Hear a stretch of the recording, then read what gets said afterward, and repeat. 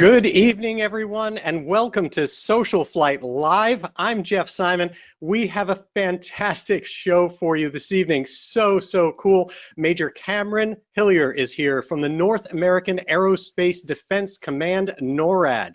So we are going to learn all about both the background, current operations at NORAD, what's happening lately, as well as, of course, the Santa tracker and the work that they have been doing there for so many years. Before we get started, just a few things. First of all, tonight's broadcast will be recorded, as always, and available on SocialFlight's YouTube channel. It will also be available now directly through the SocialFlight mobile app and through socialflight.com. The free mobile app is available for Apple and Android devices. And as always, be sure to get that and also check out socialflight.com because there are so many events out there, great opportunities to learn, to go to some great webinars, and to see other opportunities, including safe social distancing opportunities to do fly-ins, get together, go to museums, things like that. There are many of these actually happening. And I do want to point out, of course, as always, that we created SocialFlight to support General Aviation, and the SocialFlight Live program is specifically here to support you and all of General Aviation because we are a very small community and it is so important to help support those businesses. So during this holiday season, if there's anything you can do to support your local FBO, your airport restaurant, pilot shops, if you're thinking about doing anything to improve your aircraft, this is the time.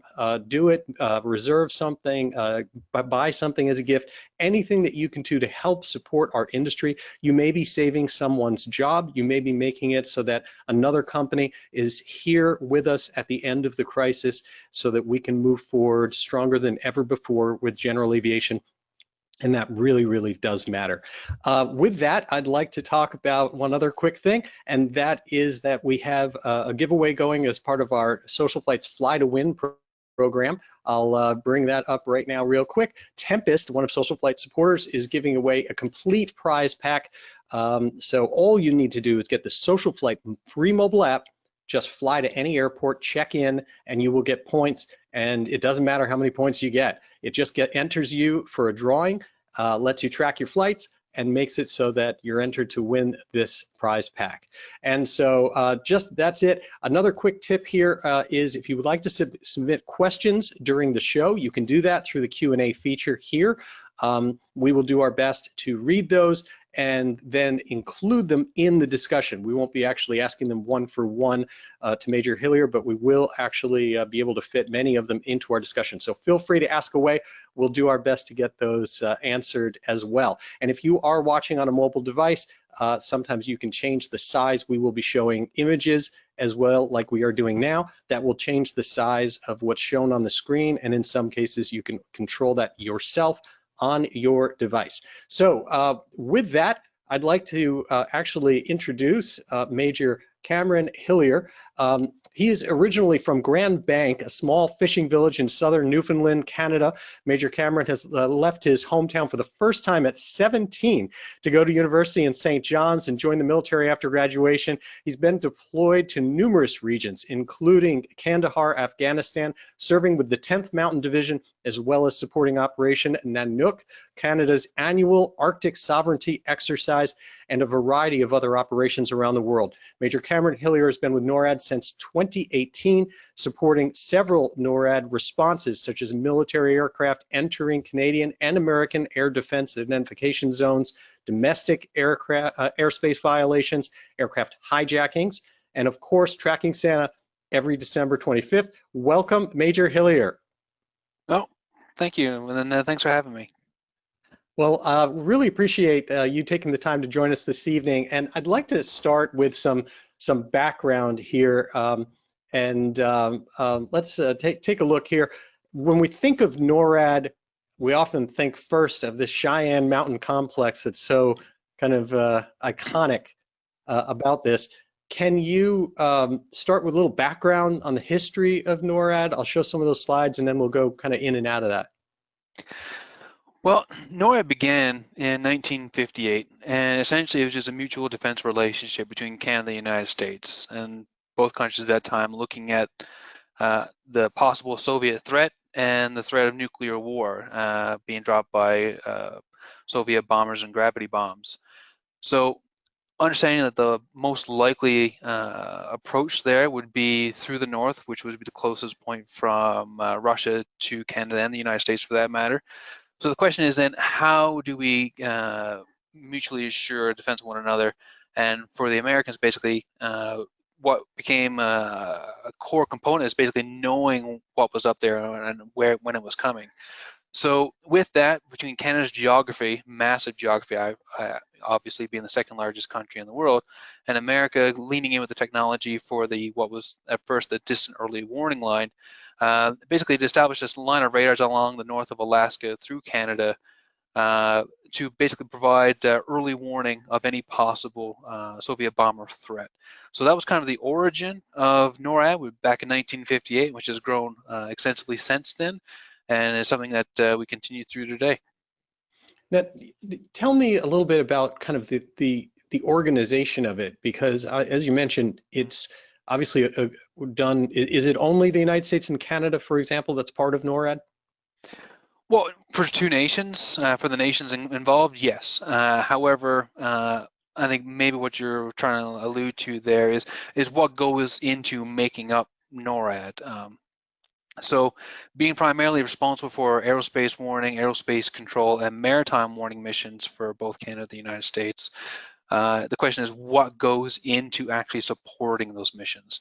So NORAD by itself is a command and control structure, and the assets that it has allocated to it comes at the behest of the Royal Canadian Air Force, the United States Air Force, the United States Coast Guard, and the Air National Guard, among others. So it's a conglomeration of all those services that kind of lead into the command and control aspect for NORAD to execute those missions on behalf of Canada and the United States. So essentially, if I understand you correctly, so you have all different units from both countries that essentially get assigned under NORAD as part of operations. Is that a way to understand it? It's a closer way to understanding it. It's almost a little bit better. I'll get there slowly. It's almost a little bit, and it's obviously something very complex, but it's almost a little bit better than that. Say, for example, say if the Royal Canadian Air Force allocated 50 jets to NORAD, and the United States Air Force allocated 100 jets to NORAD, and the Air National Guard, and so on, right? Then the great flexibility for NORAD is that once those assets are assigned, then they're assigned in a command and control perspective. So in other words, the 50 jets assigned, or the 100 or what have you, are the assigned jets. If one of them breaks down or is somewhat or unavailable for whatever reason, then because of NORAD's priority, then that jet is immediately replaced, right? So it's not like you have 50 and then the next day you could have 49 because of maintenance issues. No, you always have the 50, right? And in addition to that, there are also basically alert levels or security levels that we go through based on intelligence assessments that kind of gradiate that up or down based on what we see and what we assess. So that allocation can grow or shrink based on the security requirements that we identify. Interesting. And is that true not just of equipment like aircraft that you mentioned, but also of staffing? So those staffing levels are maintained even if there's, some people are unavailable or something like that? I mean, maybe the best way to kind of, illustrate that one a little bit is to talk about some of the support systems that go into NORAD executing his mission, and none more important than U.S. Transport Command, which obviously supplies the tankers so that we can fly our jets for an extended periods of time and extended ranges. So U.S. Transport Command doesn't necessarily fall underneath NORAD's command and control, but as a support mechanism, we can kind of bring those in for mission support as required. So in that sense, the assets and the personnel grow to meet the mission requirement. And can you give me a clear sense of the breadth of all of the different types of equipment or or different divisions or branches of the military that are involved? I mean, does it even extend to submarines? Does it extend? You mentioned Coast Guard, or Navy involved. Is it? We usually think of it as radar and aircraft. How much more does it go beyond that? Well, I think maybe the biggest component for that would be with the Maritime Warning Mission. The Maritime Warning Mission is essentially that detection and assessment piece. It's largely an intelligence sharing function, and it was a mission that was given to us in 2006, and which kind of flowed from the fallout from 9/11. 9/11, of course, being a pinnacle moment for for our history, certainly. It's just coming to the terms of what exactly was the terrorist threat at that point in time. And one of the determinations was that an attack from the maritime approaches or internal waterways was a potential avenue of attack. And so therefore, leveraging NORAD's existing intelligence sharing relationship between both countries was something that was seen to be a good fit for NORAD at that time.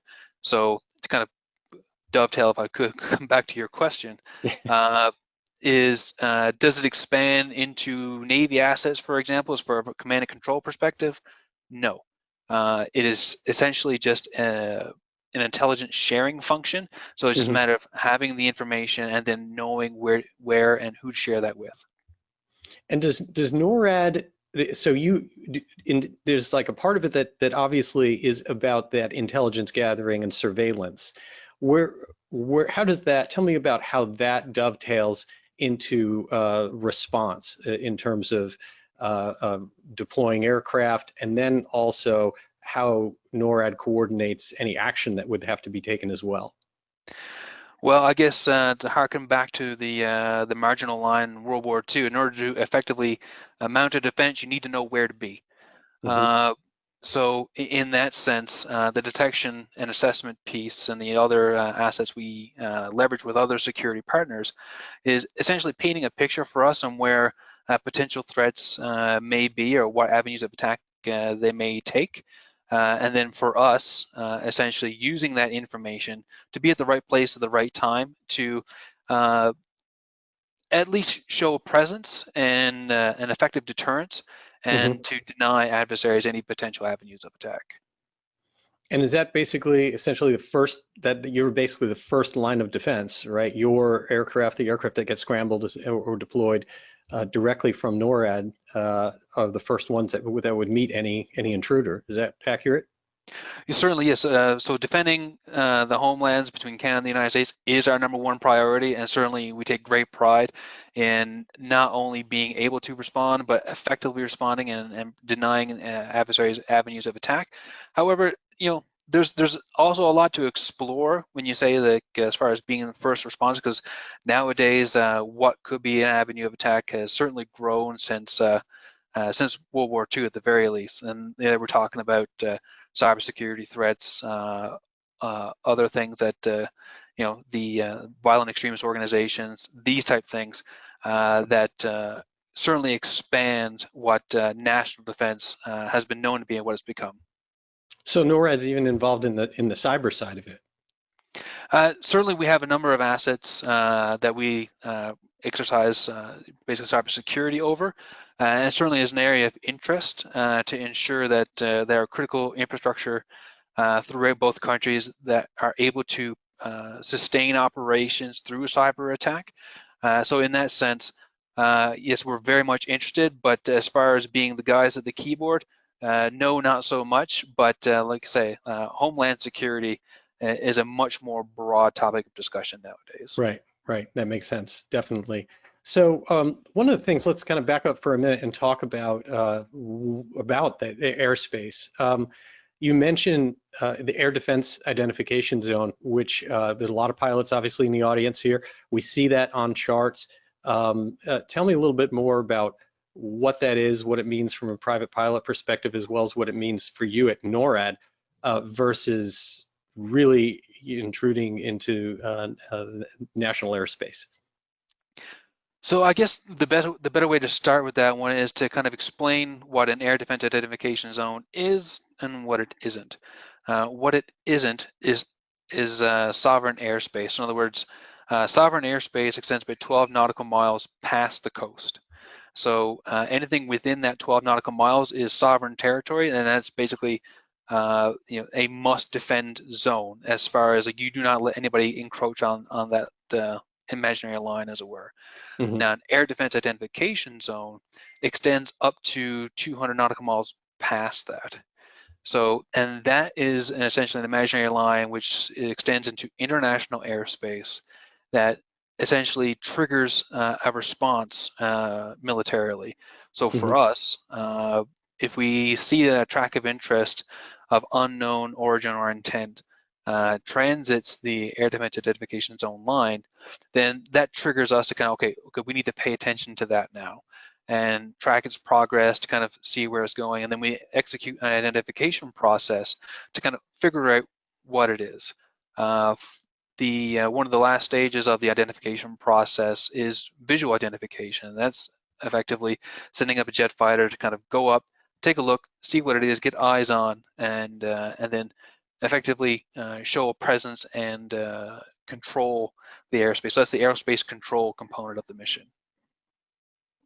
And so basically you're looking at that, and I assume that you have escalating responses as it gets closer and closer to sovereign airspace then.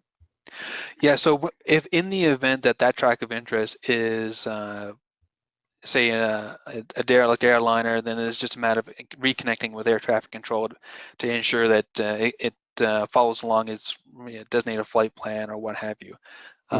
In the event of it's a foreign military aircraft, then essentially yes. So in that case, and we come up along its side as far as the intercept procedure goes, and then basically maintain presence on that aircraft's wing for the duration that it's in the air defense identification zone. Got it. So I assume that means then that you're always tracking all commercial and private aircraft and know where they're supposed to be if they are within the ADIZ. Yeah, not only within the ADIZ, also within Canadian and U.S. airspace as well, and that was a big change from 9/11. Obviously, at that time, the concept of an attack originating from within the country was, certainly not at the forefront of defense's mind at the time. However, that folly was proven, pretty quick. So the big change from that, however, was that when NORAD was looking at what national defense is, it was no more simply just looking out for what may enter from its airspace approaches, but also what could originate from within. And that had grown into defense relationships with organizations such as Transport Canada, the FAA, the U.S. Secret Service, among a plethora of others. So are you saying then in that case that things like the freeze zones and the other TFRs that are, or permanent TFRs around areas like Washington D.C. and things like that, when an aircraft strays in those areas, that's also part of what NORAD's looking at? Absolutely. As a matter of fact, to kind of talk through an example of how one of those things could stand up. Say if the president was moving from one location to another, the Secret Service would ask the FAA to establish a temporary flight restriction over that zone, and then NORAD in effect becomes the enforcer of that TFR. So if anything enters the TFR, either it doesn't have a designated flight plan, did not enter with prior concurrence, not in communications with air traffic control. So the FAA goes through a host of methods as well to kind of execute its identification process to get the aircraft to comply. In the event that the aircraft transits through the TFR and is still not compliant, then we have our fighter aircraft ready, on alert, and in a position to respond to any potential threat. Typically, not a threat. Typically, it's folks basically flying VFR, not squawking a code, not on guard, that type thing, and then all of a sudden they get an aircraft on their wing and like, what the hell's going on? And then things click in, and then they pay attention, and then they can become compliant. So that's 99.9% of the Yeah. scenarios. And then they have a very, very uncomfortable meeting. Not always, but if they're belligerent in their airspace procedures, then possibly. But that I'll let the Secret Service speak to that. Right. But I didn't realize that's really fascinating that it's actually NORAD that is coordinating those intercepts that happen when you hear about an intercept happening in any type of a TFR. Yeah, absolutely. We have a guy from the FAA who sits on our operations floor, and we're working to paint that operating picture each and every time one of those occur. And it's us that's working with, say, the Air National Guard or the U.S. Coast Guard to execute a response. Hmm. So let's look outward again and talk a little bit. My understanding is that especially since our neighbor Russia is the number one in terms of that region and military power, that to the north and west there have been a fair number of incursions actually that happen in airspace. What are they actually called, and what's actually been happening in that regard? So I guess a little bit of a history component to it, I guess. So for NORAD, the Russian military aviation intercepts hit a pretty stagnant point past the Cold War, obviously. But Russia started resuming them back in 2007. Since 2007, we've had about an average of about 6 to 7 intercepts per year, calendar year that is. And over that period, it's ranged as low as 0 in a year and as high as 15. This year, we've conducted 14 intercepts of Russian military aircraft entering in the ADIZ, and all those intercepts have been safe and professional from a coordination standpoint, or not a coordination, but from an execution standpoint. Mm-hmm. But still, 14 is not far from 15, which is the all-time high since 2007. And do those, I mean, it seems from the dates that you're throwing out that those seem to tie pretty closely to world events happening. Well, certainly a number of them occur in circumstances that are not totally unforeseen. Mm-hmm. For example, we had a number of intercepts which occurred while the Navy was conducting its ICE-X exercise up the north of Alaska.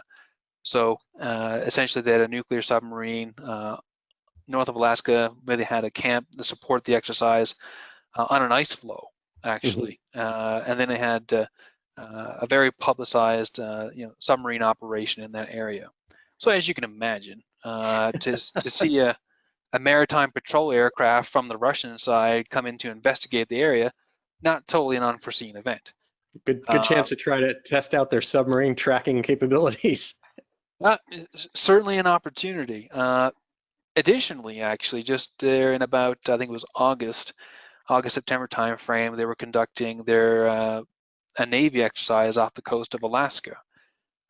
So prior to that exercise actually occurring, and by the coast of Alaska, I mean like a couple hundred miles off, so it's not like just off the shore. But regardless, so they wanted to conduct a massive naval exercise there. So I mean, if you were going to run a Navy exercise close to another nation's shores, to sweep that area and make sure it's clean is again just a regular military protocol that you would take. So to see again maritime patrol aircraft prior to that exercise is again not an unforeseen event. And are those exercises even by the Russians when you talk about like a naval one? Are they done outside or inside the ADIZ? Uh, the this particular, I mean, okay, you talking about the naval exercise itself? I'm talking about like when the Russians actually do their own actions, not the intercepts, but like you said, when they're planning their own like naval exercises or something, do they stay in I'm not in truly international waters, or do they also violate the ADIZ? Well, I mean, you're talking about two different domains, so the two don't really translate that well. Okay. But were they in international waters? Absolutely, yes. Okay. So tell me a little bit about how.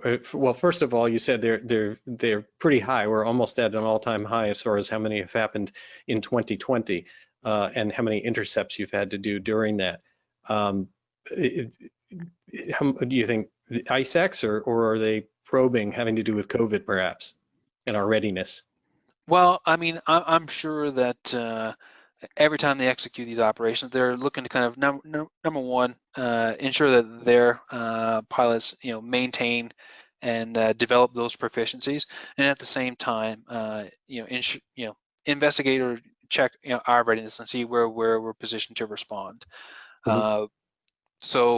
And again, this has been going on for many decades now. Maybe some folks in your audience even are well aware of the regular occurrences that these things would take place. However, the big difference, of course, is that today we're talking about it in the open as the day it happens, whereas back in the day, mum was the word. Right. Well, and you'd mentioned to me earlier that things have kind of changed in terms of what you can talk about having to do with this. Yeah. So in the past, we were what we call response to query, so reactive to any queries that came with regards to Russian military aviation activity. But in 2018, the command made a 180 to be more proactive, to communicate what exactly we're doing on a day-to-day basis to protect both Canada and the United States. And that stems largely from a change with the National Defense Strategy and the National Military Strategy, which identify Russia as a competitor in a growing global competitive environment, and China certainly on the cusp of that, and certainly being considered a future threat. Do you also have any have had any issues? Is it always through with Russia, or has that been an issue militarily from China as well? Well, the Russia is the here and now, Hmm. uh, but things with regards to China and their activities, specifically in the Arctic and their interest there, uh, and their growing, military power, and how they're choosing to exercise that power within their own region now, Hmm. it is certainly an area of concern. And then the question is then, how do they choose to employ that when their economic and military power expand, say, beyond their region? So Right. that is something that the United States government is currently looking at, and what the potential areas to look at there. Hmm. But as of right now, it's certainly seen that China is a competitor, and they're looking to keep it at the competitor area. Certainly, China is looking to exercise into its interest, but at the same time, we're looking at it from a national defense perspective. Right. I think, one of the things that's interesting is there's certainly been a lot written about how there's so much general news focus in terms of things like the Middle East and other areas as being the highest areas of kind of conflict, whether it be open or whether it just be kind of brewing conflict, whereas where it's really happening, kind of the front lines, is the Arctic. Yeah, no, I mean the Arctic is has always been, for that matter, a strategic area of importance. However, climate change and the growing sea traffic in that area, and other developments in military technologies, make it again another avenue of approach, Hmm. uh, where it becomes even more important. And maybe just kind of a branch to one of our earlier discussions with regards to the previous threat and what we're looking at currently is, if I can use an analogy of archers and arrows. Archers being the aircraft themselves or the platforms, and the arrows being the munitions they launch. Uh, so in the past, an archer was tied to its arrow. So in other words, the range from which the arrow would fall from the archer was minuscule for gravity bombs, Hmm. obviously. Where we're at right now with the development of cruise missiles and hypersonic cruise missiles specifically, uh, the archer has a much more extended range where the arrow can hit us long before we would, using our older technologies, be able to detect them. Right. So, and then from that becomes the importance of not only extending our surveillance range or aerospace warning mission capabilities into the Arctic, but also our tracking abilities, because once things fly at 10 times the speed of sound, they're pretty hard to detect. Yeah, and I mean, even with detection, we're talking. You've been talking about things like intercepts, about first lines of kind of defense, but that escalation at speeds like that through the entire system to a response. How in the world is something like that coordinated when you're dealing with those short time frames to go all the way from, how do you coordinate from all the way from detection to a response, even if it's response all the way from wherever it has to come from, White House decision? Yeah, so I'll illustrate your point actually a little bit. Some folks may be aware of somewhat infamous stories with regards to occurrences at NORAD, or the Russian equivalent of NORAD back during the Cold War, where there were apparent detections of military attack on one country, and it kind of begged a response back from the other. Both situations like that, however, that I'm tracking just in my head right now, were allayed because folks had the time to kind of take a look at it, assess it, make the determination, and then essentially not take actions that would result in nuclear war, or be in a position to advise their respective governments of a potential attack, and then have them move forward with that. To come back to what you just said, once you're dealing with munitions at again, moving at that speed, at that rate, then it certainly decreases the amount of assessment and decision time that you have, because as everyone can appreciate, the military doesn't act on its own. NORAD, as a binational organization, is executing its aerospace warning and aerospace control missions in that respect, Mm-hmm. to advise its leadership, its political leadership, on what the situation is, and then offer recommendations for a military response. Once you've taken away all that time for that dialogue and for that decision-making processes, then it certainly compresses your need to respond. Does that mean that some of the responses have to be essentially pre-programmed or canned responses because there's no time, that if certain things happen, there's just certain other things that have to happen? Well, and we're kind of branching into technology development that all of the services are looking at, particularly the Air Force, whether it's machine learning, joint all-domain command and control, these type systems that can kind of collaborate and bring together sensors and platforms and intelligence gathering systems together, so they can all feed into one another and provide joint, like, all domain awareness. But the core component there is getting them all integrated so they can talk to one another. Another But component to that is machine learning. There are lots of commercial items that kind of exercise this a little bit, but the military is looking to incorporate it from the aspect of basically making observations, and basically being able to be in a position to make predictions based on repetitive observations, and then make deductions based on that.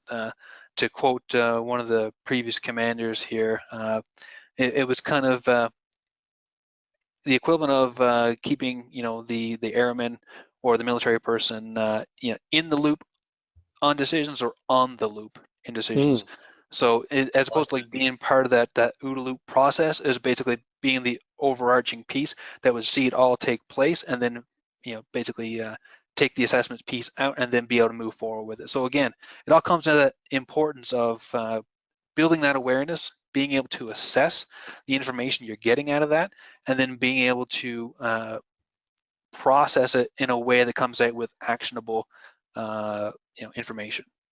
and even with aircraft, as opposed to hypersonic missiles, is there time when you have something that isn't going to turn, is there time to go through an approval process, or do you have to go through protocols or fall back on something that says something actually reaches sovereign airspace, we actually shoot? Or does someone... This is the military. There are always protocols. Mhm. But to get more to your point, more to your question, is that again, the military serves the government, and we serve it in a way that ensures its national defense. So as far as bringing all those pieces together to make sure that we're able to do that, obviously it's going to need to incorporate the political leaders, exercise control in that aspect. Excellent. That makes a lot of sense. Let's talk for step back for a minute, back to the intercepts, because I know a lot of pilots are interested in the concept of this. So as this has happened, as you mentioned, 14 times already in 2020. And when this happens, as you said, it's been going on for decades. Is there gentleman's agreement? Is there certain protocols? How do these happen in a way that keep them essentially low risk, or as low risk as can be possible, as opposed to something that, so does each side kind of know what's really out of the norm and something's got to change? Well, I guess I'll start with saying that, or reinforcing that it has happened in recent history for about 13 years now. So there's a certain level of expectations and protocols, if you will. I guess for lack of a better term, what's the word I'm looking for? Yeah, it escapes me right now. But essentially, just an expected modes of behavior through that have been established again, through reinforced behaviors over 13 years. So to say that right now, like today, if an intercept occurred, essentially the aircraft would fly up, one of our jet fighters would go on the wing, and essentially we would maintain custody of the aircraft as it, while it maintained within the ADIS. Mm-hmm. Now, in that circumstance, typically communications back and forth between aircraft are really not the norm. It's not to be expected. Let's just put it that way. Again, because 13 years of reinforced behavior. However, in the event that things did occur, that communications were required, then we have international agreements between us and the Russians specifically to say that we can move to particular radio frequencies and have code words back and forth that communicate core information. And what would be core information? That would be something to the effect of, if an aircraft was flying too close to sovereign airspace, so again, that's that 12 nautical mile extension off the coast, if foreign military aircraft had encroached on actual sovereign airspace, then that would constitute a completely different military response than an ADIS escort. Okay. And so they have ways of communicating between adversaries if need Yes. be. Yeah, absolutely. Again, 13 years of reinforced behavior. There are just expected norms. In the event that anyone breaks from a norm, then we certainly have those communication lines available. But again, for the last 13 years, all those intercepts have been safe and professional. Yeah. Now we have some pictures that you had sent. One is showing this is you'd said which type of Russian bomber? Yeah, it's a Tu-95 Russian Bear bomber. They've been flying that one for a while. And in the foreground, you see there an F-22 out of Alaska and CF-18s from the Royal Canadian Air Force. And there's an older version. Looks like our planes have changed a lot, but theirs haven't. That would be a fair statement. Are these really these Bears are still the same planes that they're flying in the intercepts that we're doing? Yes and no. In the sense that airframe, yes. However, as you can imagine, much like we do in our military, If we have older equipment, then we tend to upgrade it with systems to kind of make it more relevant in the current military environment. And they've done similar type things, but to answer your question, yes, that is the same airframe. We do not currently fly the Voodoo. Right. I wouldn't imagine. Let's go back a little bit because I'd like to go through some of the pictures that you sent to be able to understand a little bit about it. And now, of course, as we stated earlier, this is the entrance, the Cheyenne Mountain Complex. Now, this is no longer the primary NORAD headquarters, or is that true? Yeah, so after the year 2000, I think it was about 2003 or 2006. You have to correct me on that one. But essentially, we moved the primary headquarters out of Cheyenne Mountain down to Peterson Air Force Base, and hopefully you show that picture later. It's a beautiful building. I do. I have that. But yeah, essentially, NORAD as an organization simply outgrew basically what was available at Cheyenne Mountain. And as you can imagine, it's very difficult to stretch your elbows inside a mountain. So they decided to kind of move the office spaces down to Peterson Air Force Base. But we still do maintain an alternate command center at Cheyenne Mountain, which is essentially our one of the places we go to, like during an exercise, or you know, when like things like, say, for COVID, for example, where we maintain a crew there that are able to exercise very stringent COVID protocols to ensure that they're able to execute the mission no matter what. So it's still active, and it is still able to be activated with all the things that make it such an amazing kind of facility. Yeah, absolutely, and certainly we exercise, using that space on a regular basis because, as you can imagine, not only just from a military perspective, but also if just sitting at home, you have systems and programs at home that require regular updates. You know, we're no different. So we'll need to go in and basically ensure that everything that's there runs well and effective, so that when we do need it, it's there. Right, and these pictures show that it really is an unbelievable facility. Everything being on springs and earthquake-proof, bomb-proof. I mean, have you been all through it, I assume? Yes, it is certainly an impressive building. Terrific structure as far as what they're able to do there in the mountain, and it's kind of incredible in the fact that when you're just walking down rock tunnels, and then when you go down enough turns, you effectively find this big steel can on springs at the tail end of one of the tunnels, and then when you go in, it's just a maze of indiscernible white hallways. A good, easy place to get lost. Very easy. Yeah, you need to know exactly where you're going. And I understand that it's got lakes in there, both for storage of fuel, storage of water, like everything. Yeah, so there are lots of stores in there to sustain the people in there to conduct the operations for a very extended period of time.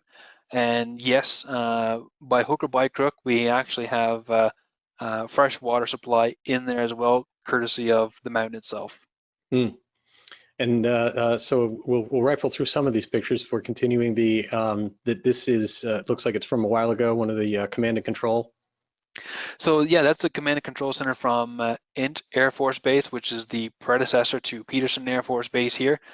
So that would have been prior to them actually moving into the mountain. Ah, okay. And then we talked about the Intercept. Can you tell me a little bit about the defense early warning line?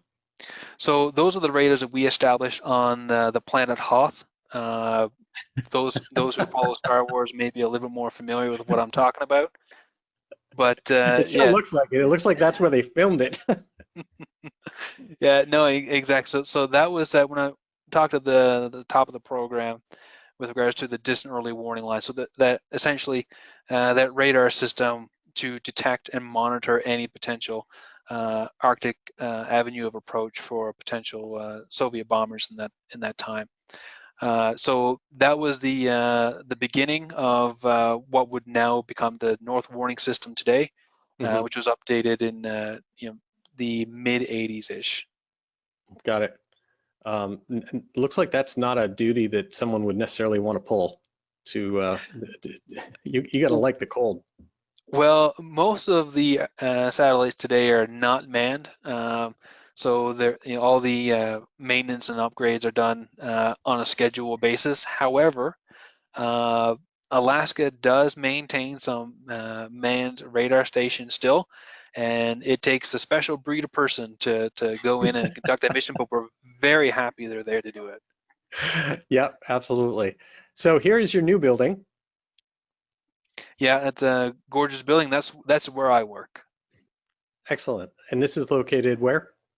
So that's at Peterson Air Force Base in Colorado Springs, Colorado. So that's Got it. building two to me. Building two, and of Yeah. course showing the flags of both countries and the state. Mhm. So let's talk for a minute about just a couple other things that have come up and some questions that have come in for people. One thing, just randomly, obviously we're all taught as pilots, you've got a transponder or you got ADS-B in both, and you're squawking a code. Do military aircraft have anything similar when they are infringing on the ADIS? Well, certainly they emit a signal. Not doing so certainly calls into question their intent. And again, it goes back to that regular normal behaviors component to it, right? So if you're approaching someone's doorway and you're making yourself known, then at least that is within the realm of normal behavior for someone looking outside the door or their window. If someone is skulking around trees and brushes trying to get to the back of your house, completely different assessment and approach for that one. So.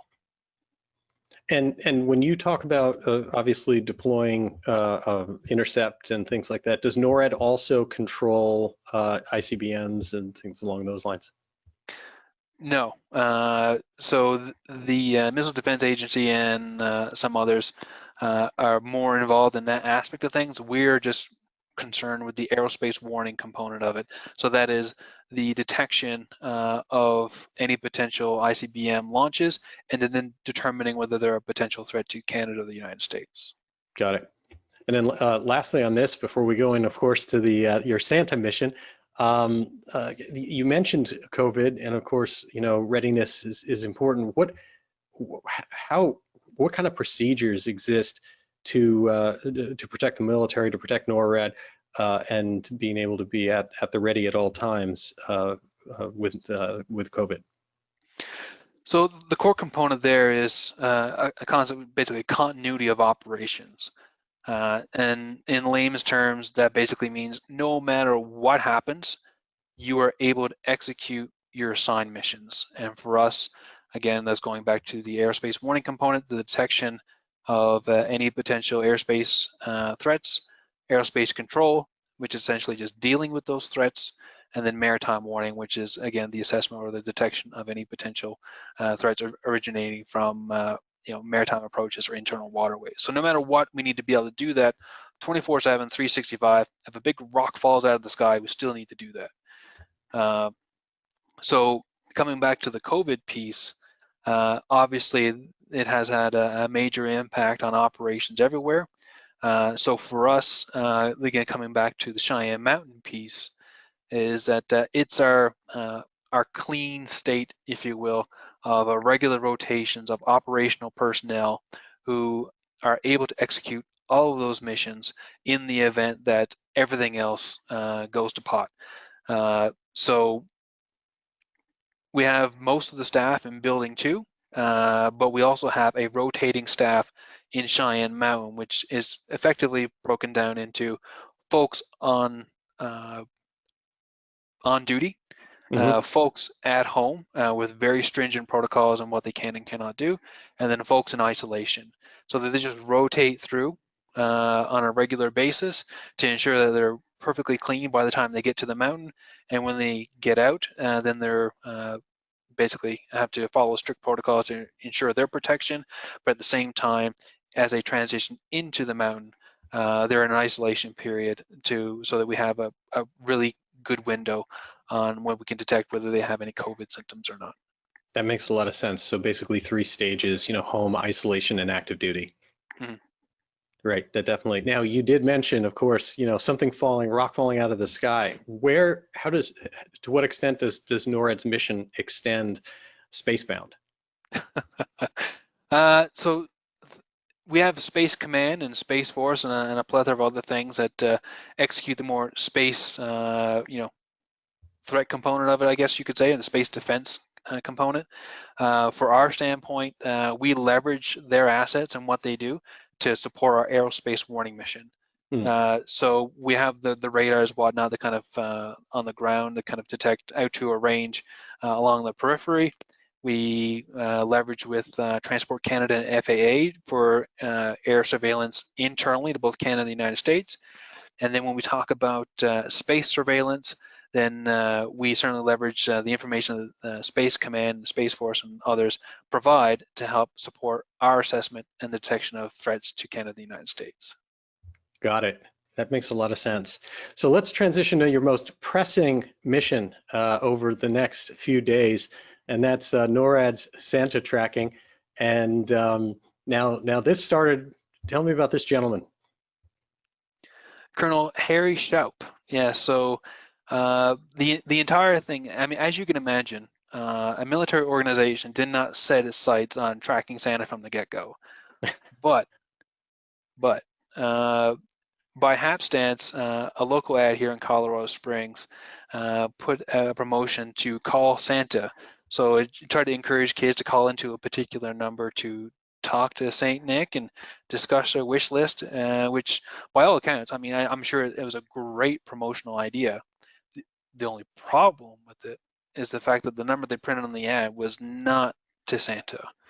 It was actually to the Continental Aerospace Defense Command's Operations Center. This is a true story. Yeah, no, absolutely. You can't make this up. But so CONAD, Continental can't say it now. Continental Aerospace Defense Command was the predecessor to NORAD. So basically, in 1955, the CONAD Operations Center was inundated with children's calls looking to talk to Santa on December 24th.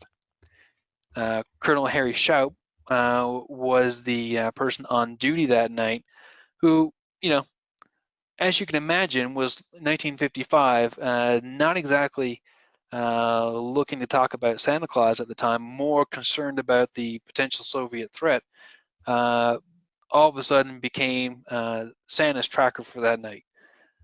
So he assured the children who were calling in that, we would follow along with Santa's progress, and and he would make it safely to their homes. And then he instructed the rest of the crew to do the exact same. So that is what began the NORAD Track Santa history right now, which we've been following since NORAD was established in 1958, and have been carrying it on now for 65 years. Wow, and this shows your team. Yeah, so that is what the NORAD Track Santa Operations Center typically looks like. That is a pre-COVID example of what the call center looks like. So folks could call in 1-877-HI-NORAD and get one of these fine folks on the phone. We get about 1,500 volunteers each year, not only within the military, but the local community, the state community, and even from around the country actually come in and support that effort. So they're not just military personnel. Nope, not at all. Not at all. As a matter of fact, because they look like elves. I'm just saying. We certainly don't say when they take calls to identify yourself as an elf, but as you can clearly see, folks show up in a festive mood, and certainly on December 24th. If you're not in a festive mood, there's something wrong with you. But if regardless, they show up and they're dressed for the part, and they have that mindset. They're going to talk to kids for, we have 2-hour shifts in the past anyway for that. And it's a hoot of a time, as you can imagine, talking Oh to a my whole God. bunch of kids from How all over the wonderful. world. Like, where do I sign up? Can you do it remotely? Uh, so the COVID changed this year, obviously. Because of COVID, we can't do that setup. Uh, so we've had to drastically reduce the number of folks in the call center. However, much like everything else that we do, leveraging technology to fill in the gaps for the changes we have to make. Mhm. So some of that is something as simple as cell phones that kind of tie into the overall operation center, as well as other remote features that we have with other partnerships with corporations that kind of lean in and Right, to be honest with you, make the entire thing possible. right. As you can imagine, we're the military. We don't run a call center. We're the military. We don't run uh, you know, tracking Santa websites. We're the military. We don't do, these things. We don't develop apps to track Santa. Uh, all of that is made possible by teams at Microsoft, AGI, Amazon, and a plethora of others that lean in and provide not only the expertise but the people and the resources to make this program possible each and every year. Wow. That's impressive. And of course, as you saw with our other one, you obviously scrambled jets to follow Santa along his route and escort him. Uh, yes. And the tracker, I just want to point out to anyone, especially if you've got kids, you got grandkids, um, uh, it's uh, uh, it's got some really interesting things. I've got someone asking what Santa squawks. Is there a special code with that? Santa, again, it follows that very routine behavior that we can expect each and every year. So we pick them up on radar, and then of course we go through our identification process as per normal, like we do with every other track of interest, which eventually culminates in a visual identification or an intercept. So leveraging radar to kind of find our way through. And I was talking to a pilot earlier today, just kind of explaining to me what that intercept process would look like. So leveraging radars and feeding through the command and control network, and then having E3 support as well to get a vector in on where Santa could be. But eventually Rudolph's red nose is a dead giveaway each and every time. Excellent. And so I certainly want to point out to everybody, I did go to noradsanta.org and of course check that out. I was really impressed. Not only does it have all of these things that are very kind of kid oriented on there, but it has a pretty impressive amount of information about NORAD's mission and the assets and what it does and why you're here. It's a really good educational and kind of like marketing piece for NORAD. Yeah, certainly. I mean, we're very proud of what we do, and we like to talk about what we do. So understand that people come for Santa, but stick around, find out how exactly we go about doing that. In addition to that, actually, if you haven't already gotten there, there's also an arcade section in there, an Advent arcade calendar, if you will, release one game every day up until the 24th, Wow. which are way more challenging than you would think they'd be, and certainly more challenging that extend beyond my gaming skills, I'll tell you that. Yeah, I'm wondering whether that means that like you or I are very challenged by it, but the average 8-year-old is somehow not. Yeah, probably not. Yeah, probably not. Excellent. Well, Major Hillier, I just want to thank you so much for taking time out of your day, out of your evening, and of course, out of your very important mission at the North American Aerospace Defense Command. I do appreciate it and everything that you do for this country. We are all safe because of individuals like yourself and the entire organization. And of course, on top of that, everything that you do with the helping children be able to celebrate it with the Santa tracker and everything goes along with that. So again, thank you so much for joining us this evening here on Social Flight Live. Thank you for having me, and thank you for the support. Greatly appreciate it. Absolutely. And I'd just like to remind everyone else that's out there that we will be back next Tuesday and every Tuesday here at 8 p.m. Eastern Time on Social Flight Live. Next Tuesday on December 29th, Rod Machado returns to join us. We're followed on January 5th by Mark and Mike Patey. That will be a really fun show. On the 12th, Boris Popov, inventor of the whole aircraft parachute used on all Cirruses and so many other aircraft, will be here. And then just more and more shows coming. Very, very fun things to come with. So again, thank you so much to Major Cameron Hillier from the North American Aerospace Defense Command. Thank you so much. I wish you all blue skies. Good night.